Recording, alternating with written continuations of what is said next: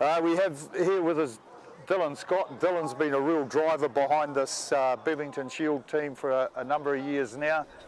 And Dylan, whilst you're not getting the other unions coming forward and wanting to challenge or being able to challenge, you guys have got off your butt and gone out and you've got these games from within the Heartland Championship teams, and today Manawatu marries and came away with a good win. Yeah, definitely. Yeah, good for the boys to win out here today. But yeah, I mean that's what it's about for us. I think when we sat down those 4 or 5 years ago as a committee, you know, we just set ourselves a few goals, and one of those goals was bringing all of our unions a little bit closer together. Yep. Making sure that you know, all players have an opportunity, you know, and that we can work a little bit tighter, so that we, you know, when we put a team out there, that we get the full support from our whole rugby community rather than, you know, higgledy-piggledy groups here and there. So, you know, and it's starting to come through now. We're starting to see, well, we saw it out there today.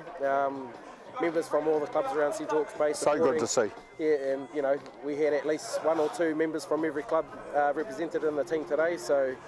But yeah, other than that, but yeah, and just like you say, the Bebbington Sheild is just starting to fall away a little bit now. So, you know, and that was a big goal of ours, was to get ourselves seen, give our boys an opportunity, and cut their teeth at that next level against Heartland teams and these sort of games here. So yeah, so yeah, bloody awesome. So Wairarapa Bush a couple of weeks ago. Yep, yeah, Wairarapa Bush down in there.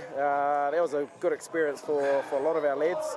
It was a night game down there, 7 o'clock, but. You know, to come against some of these first-class fixtures as unions is pretty good.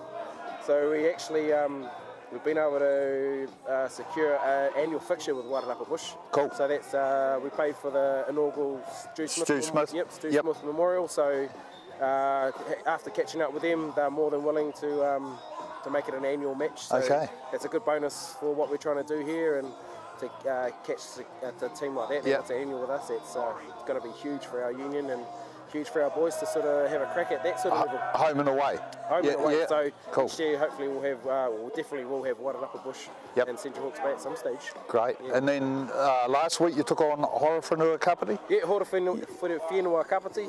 So we established a relationship with them probably about 3 years ago now. I think this is the third time we've played them, so just a bit of a hit out for their boys pre-season before they go into their Heartland campaign, but also same again, and another opportunity for our boys to sort of cut their teeth at that next level. And you know, our coaches and our management, we're always in talks with these teams as we play them, and we always tell them that none of our boys have got any playing obligations. So if they like the looks of anybody after we've played them, they're more than welcome to, you know, tap them on the shoulder, and if they've got nothing else happening. So creating opportunities through that way for our boys as well.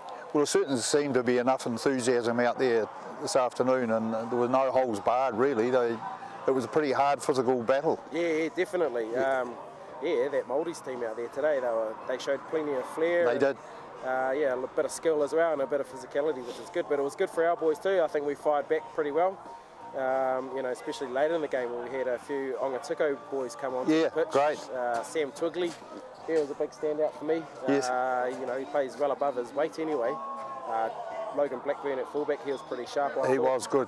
And who else did we have out there? Sam Kavanagh, he was pretty outstanding when he came off the bench as well. So, no, it's looking pretty promising if we can, you know, keep giving guys like that an opportunity at this sort of level. You know, hopefully, you know, all of our guys, and you know, they see what the level is at this level, take it back to their club stuff and lift up the rest of the playing group around St Hawke's Bay. And as you say, giving them the opportunity to actually play in these fixtures. Just going forward, what do you see happening with the Bebbington Sheild as far as these other unions within the Bebbington Sheild district? I think we sort of need to try and establish some contact there. I think the only recent ones that have been, you know, that we are in constant contact with is Dannevirke, because they're so close.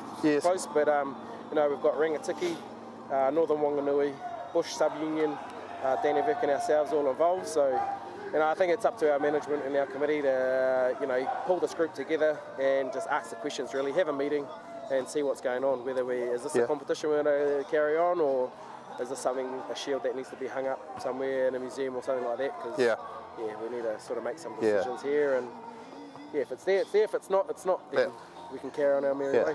So their reasons, or there was just no one coming forward this season Yeah, for I think a challenge? it's been on the decline for the last, I don't know, 10, 15 years or so. I think there's only been sort of one, two challenges at max over the last 10, 15 years, and you know, in the last 5, I think we've had 2. So, yeah, okay. It's a little bit disappointing to see, but you know, our committee will endeavour to make sure that we try and keep that alive, and it's something that's pretty important, really. I think, but I think with the way that you know, the rugby scene is going at the moment, I think there's a bit of space for that, for the sub-union rugby to revive.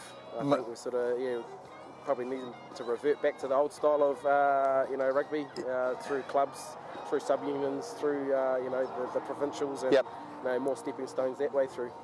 Maybe the Bebbington Sheild may have to be rededicated, or it's a beautiful piece of, and it's steeped in history. Yeah, definitely. It's over 100 years old now, so I mean, plenty of history there, and we've got the Bible there of every match that it's been played for, and there's a lot of big names in that trophy. So it's definitely, like I say, it's something that we still want to hold on to, something that we're proud to hold on to, but yeah, I think we sort of need to ask those questions and just make sure that our competition can keep going.